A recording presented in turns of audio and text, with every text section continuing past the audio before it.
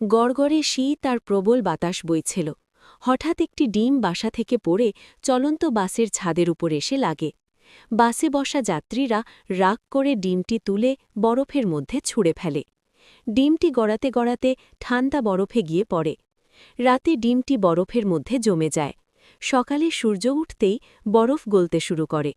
তখনই একটি মুরগির নজর ডিমটির উপর পড়ে। সে দ্রুত ডিমটির কাছে আসে এবং ঠেলে ঠেলে নিজের বাসায় নিয়ে যায়।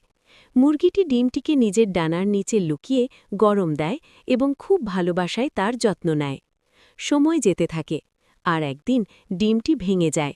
তার ভেতর থেকে একটি আদুরে বেবি ডাইনোসর বের হয়। মুরগিটি তাকে নিজের সন্তানের মতোই বড় করতে থাকে। ঠিক তখনই জঙ্গল থেকে একটি বিশাল মা ডাইনোসর দৌড়ে আসে এবং নিজের শিশুকে নিয়ে চলে যায়। বাসায় মুরগিটি একা রয়ে যায় এবং চুপচাপ কাঁদতে থাকে। লাইক, সাবস্ক্রাইব নয়।